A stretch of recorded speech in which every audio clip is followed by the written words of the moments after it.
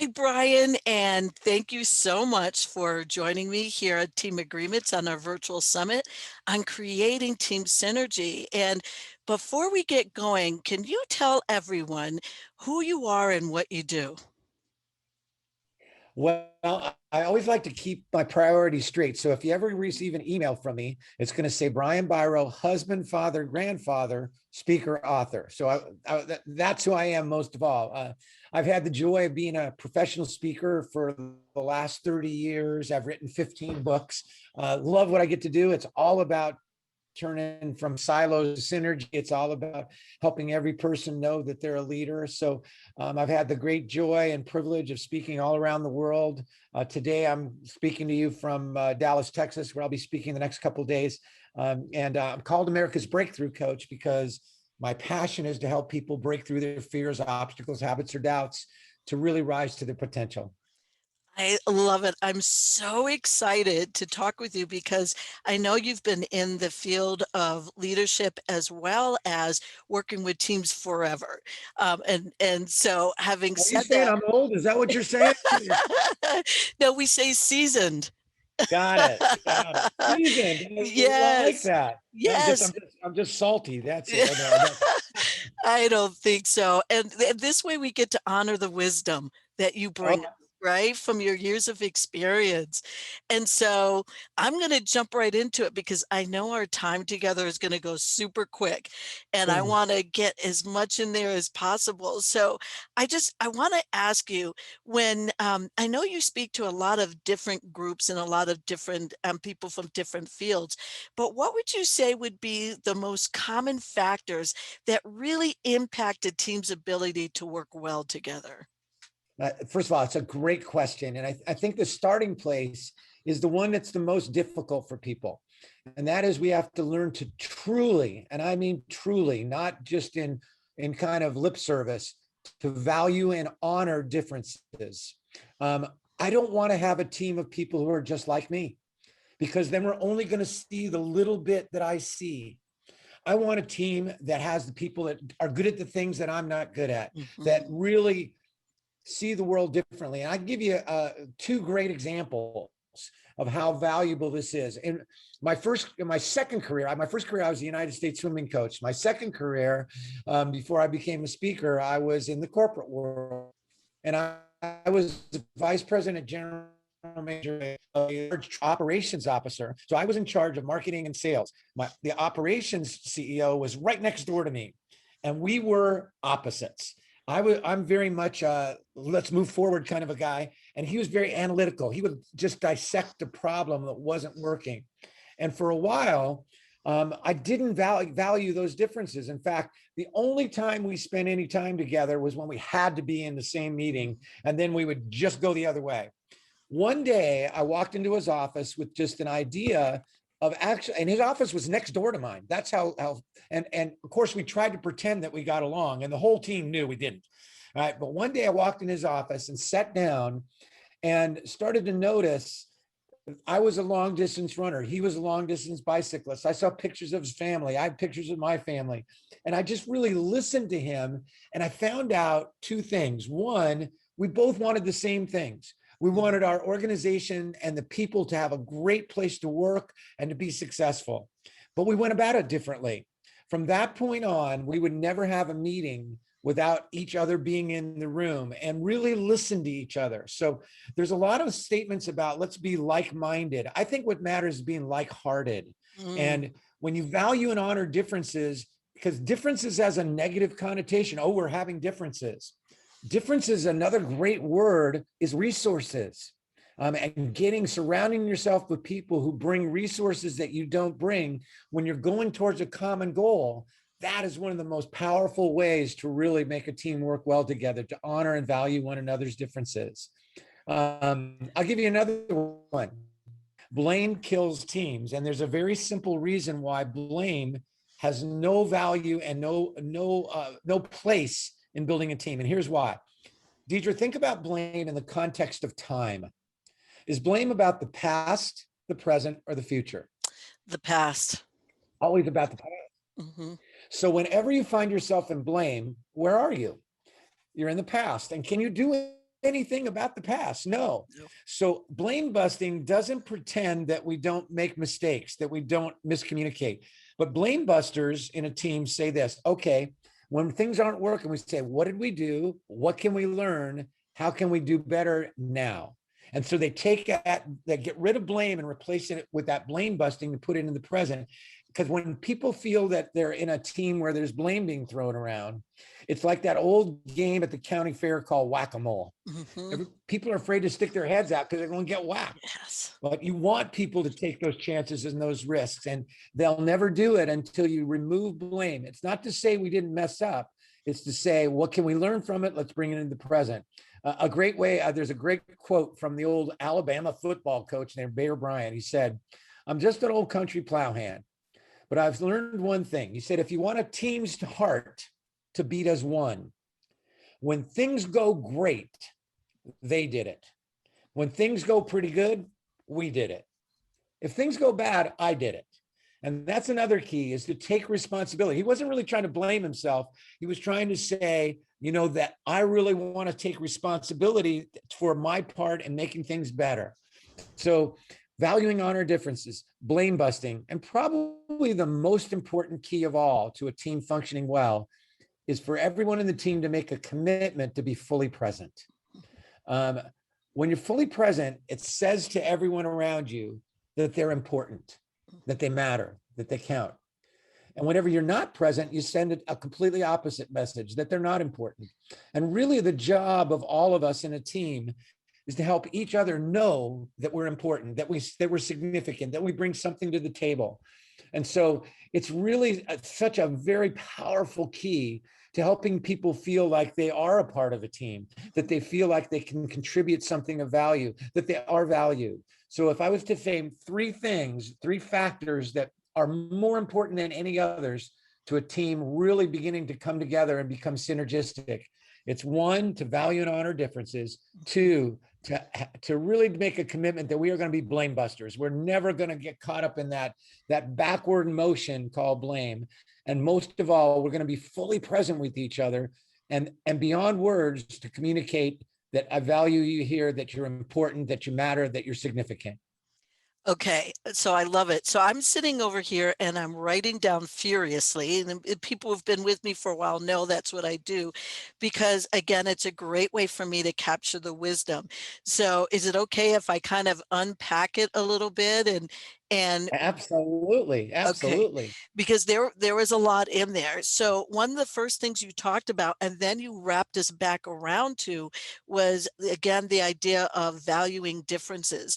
And you framed it in such a fantastic way, in that you talked about it as a way of bringing resources, different resources to the table to actually achieve a common goal. And so with team agreements, we talk so much not only about the goal itself, but the vision. What is it that we want? And I loved your example of you and your work in the corporate world, and with I think it was he the CFO that was The your COO, right? oh, The the Chief okay. Operations Officer. Okay, the Yes. COO, and the differences that you both had in the way that you approached the same goal. You both wanted to, the company to do well, the organization to do well, but you were coming at it from different perspectives. And I think this is really key for many of our teams, especially in the education world, where we don't have offices that separate us, especially in early childhood and in elementary ed, where we're actually the two adults or sometimes three or maybe even four are in the same room for up to 6 hours working side by side. So we don't even have the luxury of a physical separation that in many people do. So when we talk about having a team, we want those differences. And I love the way that you said it, because they are different Absolutely. resources. They really are. And I'll give you more to that story.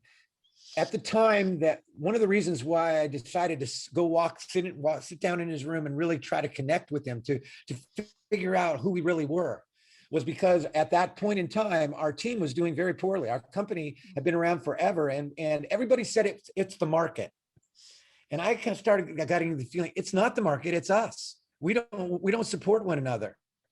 Well, after that simple 1 hour of sitting in a room together where we had never stayed more than 5 minutes before, our team had the most remarkable turnaround in probably our industry history. We went from nearly going out of business to being incredibly successful, to being rated the top company in our industry for customer service and convenience. And I would never have a sales meeting without operations being present. Operations would never have a meeting without sales being present. And those different perspectives in an arena of respect was unstoppable. Vitally important education, because every great educator has to understand something important. And that is, whether you're a coach or you're a teacher, whether you're early education, the worst thing we can do is coach everybody and teach everybody exactly the same, Right. because everybody is not the same. Right. Some people need a pat on the back. Some people need praise. Some people need space.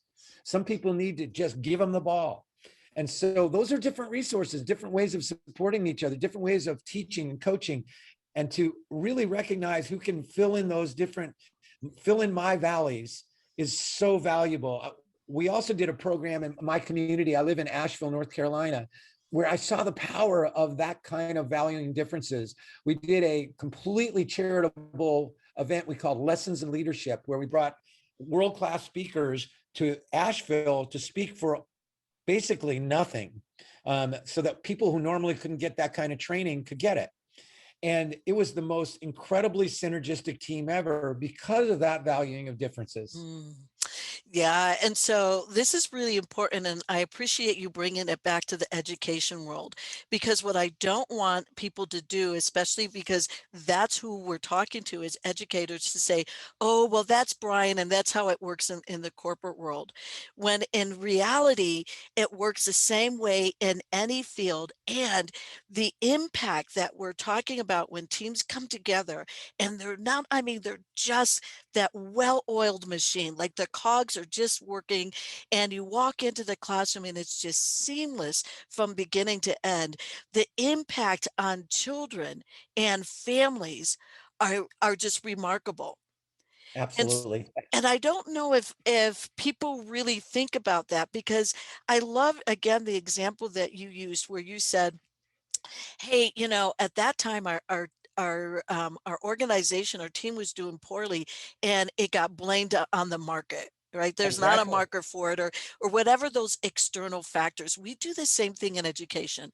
Oh, we're having another initiative. It's a new curriculum or a new material, or a new director, or a new teacher. I mean, the external factors that come in are just numerous, and yet we know that when you have people that can come together, just like your example, and they start working together and really moving together toward that vision, that common goal, miracles happen.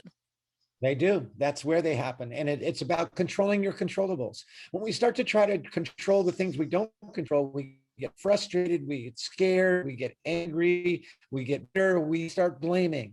But when we focus on the things we do control, our presence, being blame busters, on valuing differences, we create momentum, we create energy. So, I absolutely.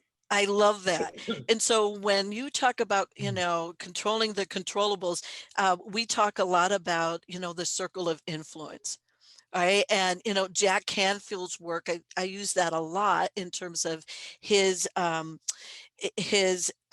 does he phrase it? You can't control the past, is exactly what you were saying. But what you have 100% control of is your response, which impacts the outcome, right? So I think it's E plus R equals O. Event plus response equals outcome Yeah. is his equation. And another simple way to put is that it's not what happens, it's what we do with what happens that makes the difference. Yes. And we Yes. don't control what happens, but we can control our response, and we can learn from our responses. So I just, whether it's in education, whether it's in sport, whether it's in business, whether it's in a family, whether it's in a community, those three elements are equally powerful. Mhm.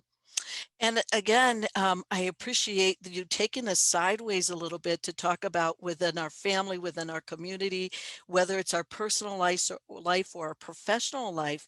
Here's, one of the things that we also say in team agreements is how you do anything is how you do everything. I love it. I love it. That's beautiful. And so again, people tend to think that, oh, this just shows up in work. And yet, when we're talking about things like blame, if we are finding ourselves blaming, and I'll raise my hand because I'll be the first one to go there, and then I have to literally, right, do some self talk to move back out of that and not stay in that. What you called it the valley. It's not stay in that because it's not helpful, like you just mentioned. And if I'm doing that at work, I guarantee you I'm probably doing it at home too. So when Yeah, we're talking absolutely. right, when we're talking about leadership and we're talking about team synergy, it's not just professionally, it's personally as well. And you talked about your family. That's being a part of a team as well. So the things that we're talking about here can be applied everywhere, which is why I Absolutely. love the topic. Beautiful. I love it. Love the topic. The other thing that you talked about, in addition to those honoring the differences, also you talked about being a blame buster, letting it go, because it's literally like when we talk about a fixed mindset, we're looking at the past. It's really hard to move forward if you're looking behind you. That's exactly right. That's Eh? exactly right. So You know, being solution focused. I did a program for kids in the state of Texas many years ago. We did 3 years in a row, and it was for what's called the TOSS program in Texas. And the TOSS program, I don't know whether it's still there, but at that time, you had to pass an exam to graduate. Mhm. Even if you had the grades to graduate, you still had to pass the TOSS exam. And this program that we were doing was a 2-day program at an outdoor learning center, was for 20 kids who had failed it 4 times. Mhm. You had 5 chances. If you didn't pass it after 5 chances, you would not graduate. Mm. And so we were out, and every one of these kids, not one of these kids had two parents. Not many of the kids Mm. were around gangs and drugs and difficult things. But within minutes of working with these kids, I knew one thing: they were smart enough to Oh yeah. pass the test. Oh yeah. They just had given up on themselves. Mm. And so this program, what changed? It worked great the first 2 years, and the third year, though, I had a group that was so determined not to play, not to participate, that they had already given up on themselves. And the way they did it was like, oh man, I'm just going to hang in here for a couple of days. Well, I was getting to the end of the first day, and we were going to talk about blame busting. And I realized I was beginning to get to blame them. Like, why don't you get out and, this stuff is great. It could change you. And I took a gamble, and I started to get it. And they were like, as all teachers have experienced this with some time, they're like pretending not to be paying any attention at all. And I started saying, I've been here with you a whole day. This program will not only allow you to pass the test, it'll allow you to change your life, to have an incredible life. And I said, and not one of you is getting a thing from this. And I watched them, and I saw them kind of consciously start to go, we got him. He's given up on us so we can give up on ourselves.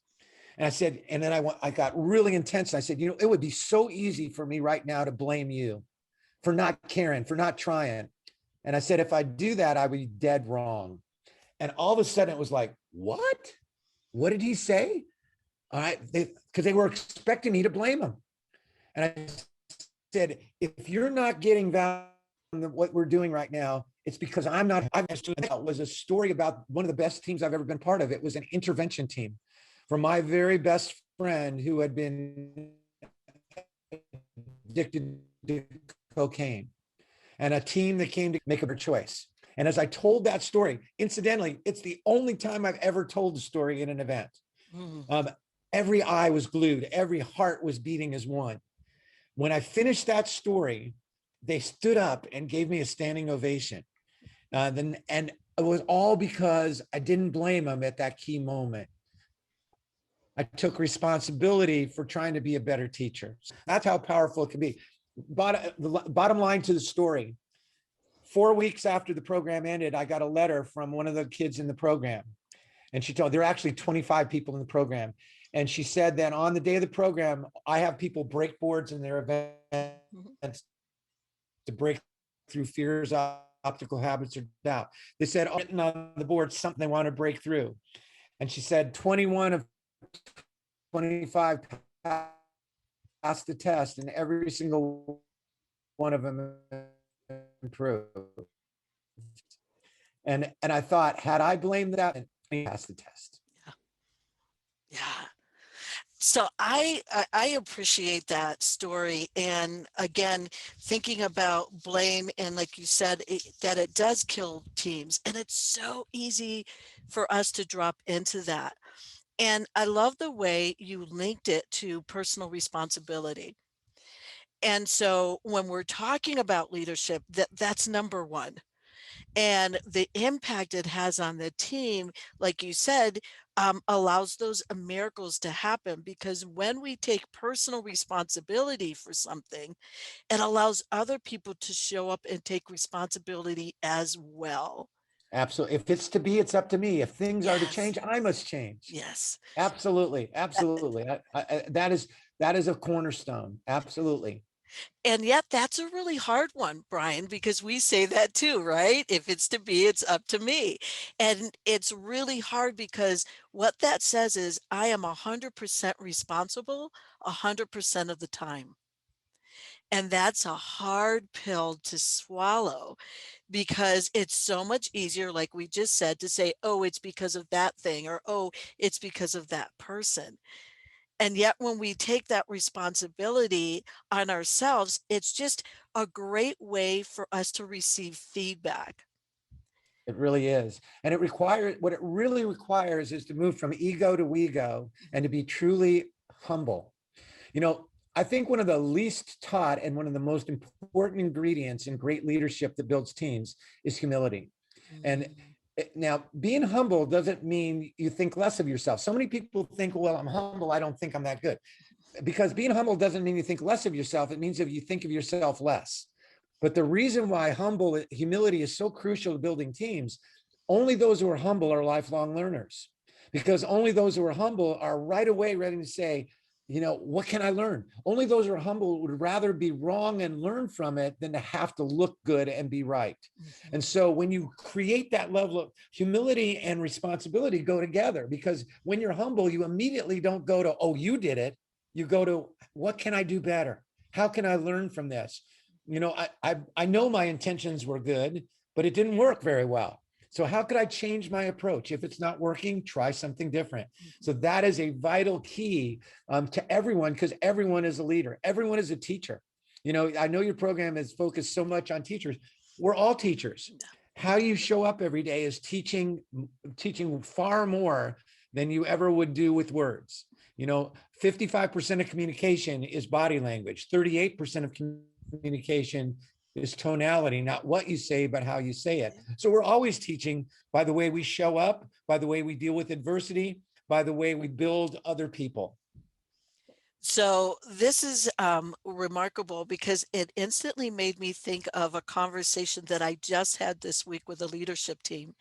And we were talking about moving forward and what we wanted to do with an initiative that I was helping them build their program around. And they were talking about some things that had come up for them in the past meeting.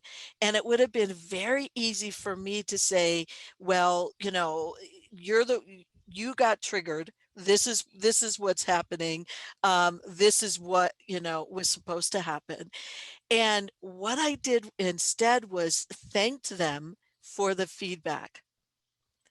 And what I was doing in that moment was taking full responsibility. I'm the facilitator, right? Absolutely, it's my responsibility. And I said, thank you, because what that tells me is that I need to work on how I'm framing my questions, because that certainly wasn't my intention. So I really appreciate that. And so In doing that, it totally shifted the nuances of the meeting where the defensiveness just melted away because there was no blame.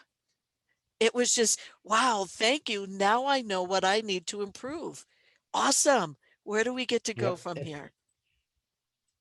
It takes the pressure off your team and helps everybody kind of emulate that sense of, oh yes, when I don't feel blamed, I'm willing to take a risk. I'm willing to put myself out there. I'm willing to stick my head out of the whack-a-mole and not be afraid I'm going to get whacked. So it absolutely opens up a whole new level of everyone taking that personal responsibility.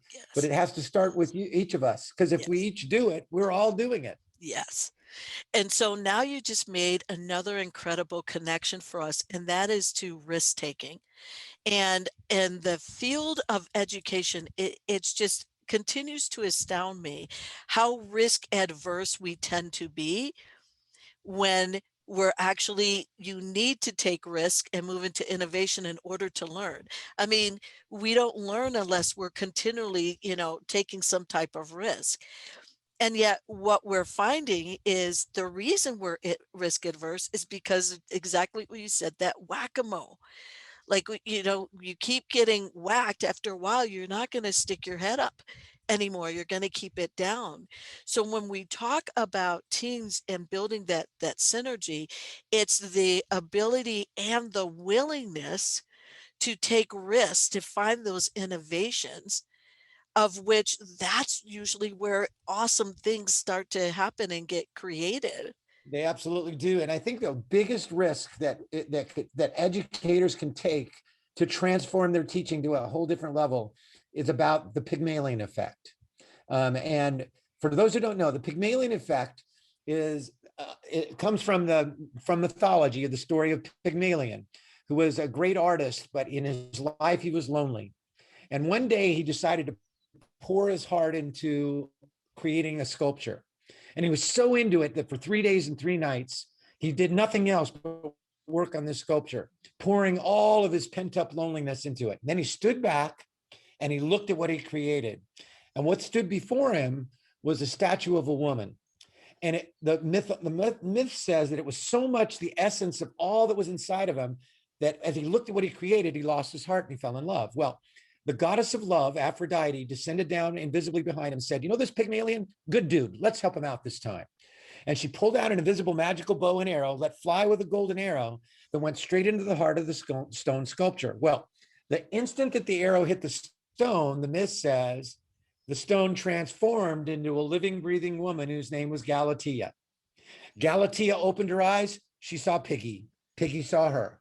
And they fell instantly and forever, happily in love with each other. They lived happily ever after. Now, I don't know whether that's a true story or not, but I do know this. The principle it teaches, called the Pygmalion effect, is the greatest risk to take as an educator.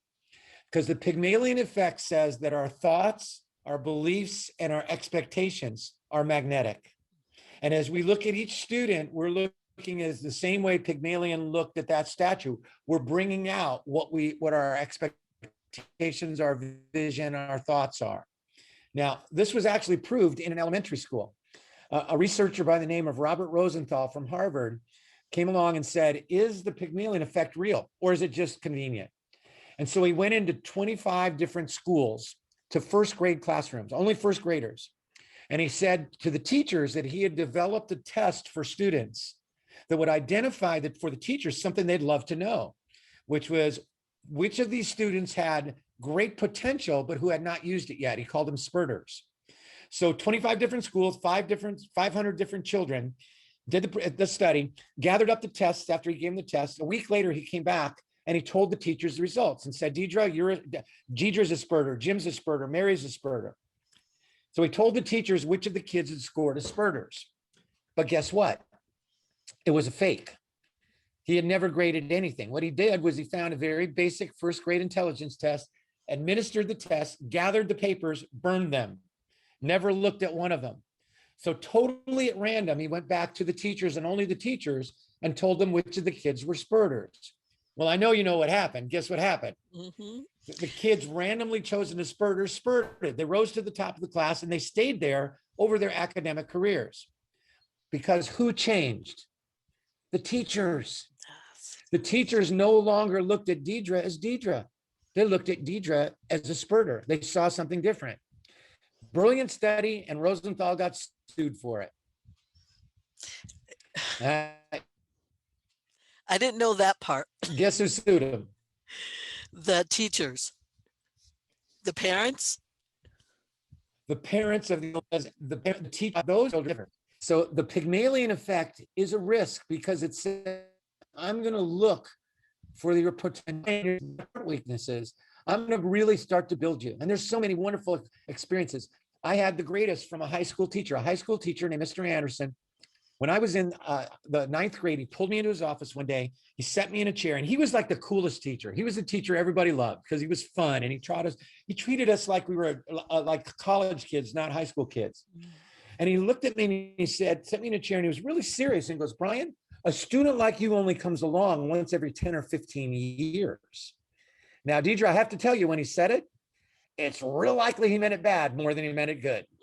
Because at that point, all I cared about was being the class clown. I wanted everybody to like me. So I wasn't trying my best. I was just trying to be the funny dude who sat in the back of the class and waited for the moment to pounce with an inappropriate remark to get a rise from the class.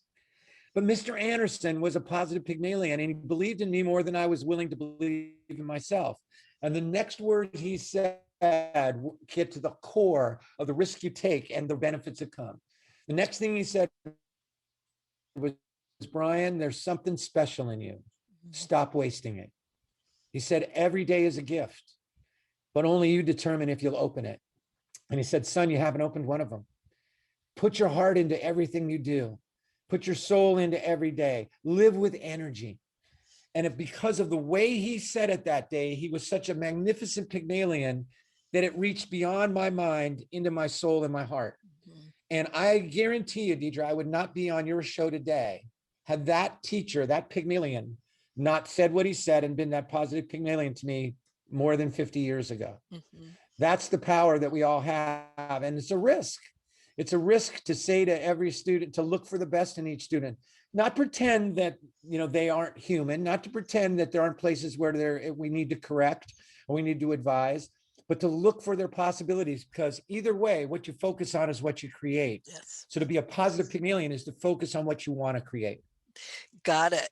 And so I want to be really clear and connect this back to building that team. And a lot of times we call that looking for the bright spots, right? Looking for what works, because whatever you look for, you will find.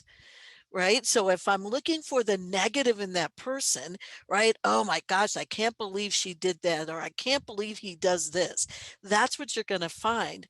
And when we turn that around and we look for the bright spots, because like you said, everyone is human. Now, when I see that person coming through the door, I'm sitting next to them in the classroom working, and I'm recognizing the strengths, the resources that we talked about earlier, that they bring to the table and to the team, they will feel it. I mean, we talk a lot about energy, and when someone likes you and when they don't. Absolutely. And here's the key distinction to take it one step further. For a long time, people have said what you focus on is what you get. And that's not really the truth about the Pygmalion effect. Mhm. What you focus on, here's the key word, what you focus on is what you create.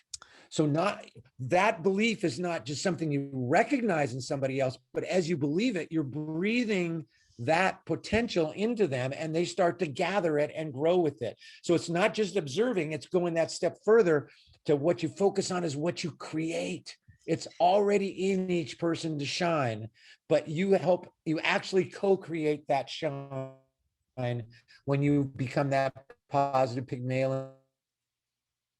And there's an institute for another teacher who had been in an automobile accident, and so that teacher was going to be out for a considerable period of time.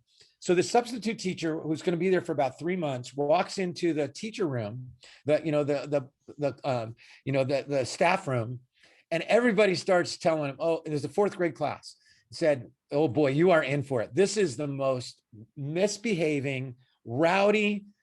It's a you're going to have your hands full." And he just sort of took it in. And he walks in the classroom. The first thing he says is, I just came out of the staff room, and every teacher was telling me what an awesome class you are, how incredibly creative you are, how much energy you have. Well, when the regular teacher returned, she couldn't believe it, because this class was rocking and rolling, because that was a different kind of Pygmalion. Not only did he believe it was there, not only did he see it, but that belief and that vision helped him create it. So I love this. And I was listening to you and I got goosebumps because I think this is such a powerful statement as we talk about teams. And it's like, and I knew this was going to happen, Brian. We're going to get into it and not have enough time. So I think this is a great place for us to land, and to help people kind of think about this, is that what you were talking about is, what you look for, what you bring to the table, is what you get. And you're saying, wait, no, it's actually really deeper than that. That we're actually talking about a co-creation. Almost, it's not so much a breathing a life into, but it's I call it a lot of holding space. Or another word for it might be, or a phrase for it might be, holding somebody high, right? It's like, you're saying to them is, I see this. Whether you see it or not, I see this. And what people automatically do, in your example with the teacher that was with you in high school, is people actually rise up to the occasion. Like their body literally rises up and moves into that potential. Whether they were doing it before or not, they're doing it so much more now. Absolutely, absolutely. And my first career, I was in a way an educator. I was a U.S. swimming coach. All right, so I was working. You don't really coach swimming; you coach people. And Yes. here's something amazing: when it's principle of what you focus on is what you create. In swimming, like in life, you're trying to reach higher and higher levels of competition, and the way you reach that is by meeting certain standards, swimming a certain time. I bet you I had 50 different occasions where swimmers that I coached hit the goal we were shooting for, the time standard, exactly to the hundredth of a second. Now, they couldn't have known that. They couldn't have created, but we were so focused on grit. And then it made me think, what if I would have focused on them going a second faster? They probably would have gone a second faster. What you focus on is what you create, whether it's great or whether it's holding them back. So we have a responsibility, getting back to responsibility, to look for what's really possible in people. And I like to look at it as we're catalysts, we're enzymes, where it's already in. You can't create what's not already there, but you can enliven it, you can enrich it, you can season it, you can bring it to a different level. And that's what really is a magnificent opportunity, to recognize that as a teacher, you are a Pygmalion. The only question is what kind. Are you going to be one who brings out their best, or are you going to be one who neutralizes, or to go the other way? And that's about your choice. I love it. I love it. And that is a great place for us to land. So, Brian, if people wanted to find out more about the work that you do, where can they go? Well, real simple. It's just my website. It's brianbiro.com. It's BRIANBIRO.com. It has, it talks about my books. Most of all, talks about my speaking. That's what I believe I was put on this earth to do. And so it's got all the goods. That's the place to go. Love it. And we're dropping Brian's URL into the chat right now. So you can go ahead and grab it and copy it. And also, it's going to be up on his personalized page on our website. So as soon as the replay is done, you can actually go and read a little bit more about him in his bio, and click on the link and go to his website. He's doing fantastic stuff. Fantastic. And so Brian, Thank you, Deidre. this is where I get to say goodbye to. I really don't want to, but going to so that we can bring up some of our other speakers. But I love this conversation with you, and I know that the people who are watching are absolutely loving it too. You are just so energetic, and you bring again so much wisdom, and I just love the way you helped explain the concepts in ways that we can understand it both personally and professionally. So thank Well, you. I want to thank you for the window of opportunity, because to me, there is no more important role than the role of teacher. And to me, the most important teachers are the early education teachers, Mm. because you teach the foundation. You help children learn to love to learn. And if you get that in place, all the rest is going to take off. There is no more incredibly important role in this world than the role that your listeners really and that they play. And so it's an honor, it's a privilege, to share these things and to hope that they make a difference. Thank you once again, Brian. You're welcome. Thank you so much.